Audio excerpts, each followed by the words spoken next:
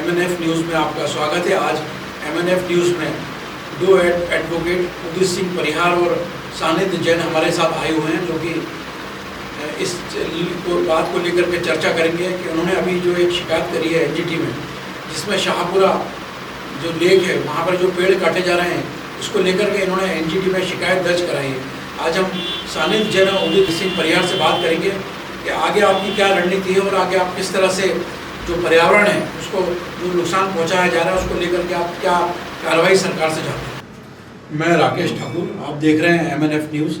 मेरे साथ आज उदित परिहार जी हैं और इनसे हम बात करेंगे कि जो आजकल जो पर्यावरण को लेकर के कुछ इस तरह की घटनाएं भोपाल में कैचमेंट एरिया में इस तरह की घटनाएं चल रही हैं कि इस तरह से मतलब जो पेड़ है, पेड़ों को काटने वाले लोग का ग्रोह काफ़ी सक्रिय हुए हैं भोपाल में।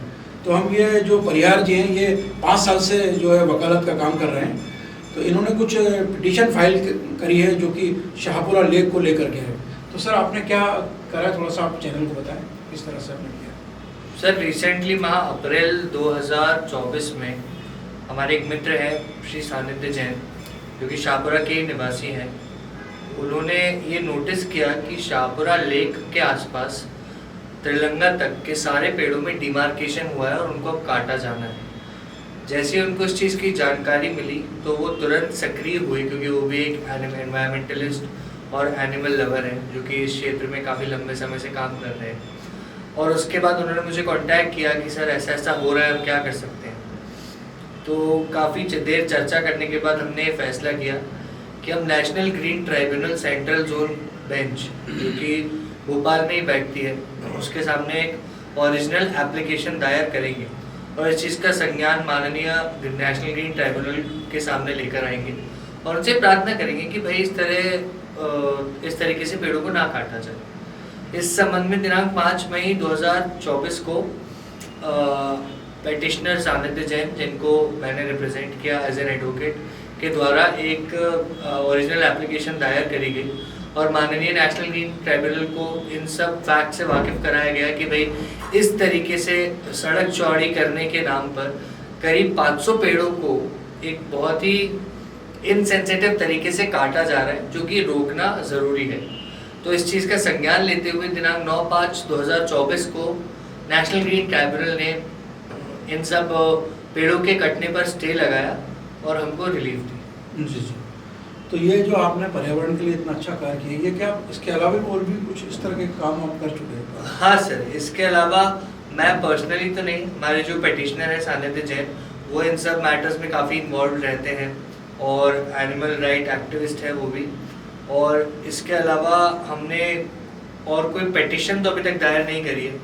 जो ही मैं आपके दर्शकों से अपील करना चाहूँगा कि अगर आपके आसपास कुछ भी ऐसा कार्य हो रहा है जो कि आपके नज़र में पर्यावरण को हार्म कर सकता है, तो आप मुझे या अपने किसी भी पहचान वाले अधिवक्ता या किसी भी ऐसी क्षमता रखने वाले इंसान को अप्रोच करें और उसके खिलाफ आवाज़ उठाएं।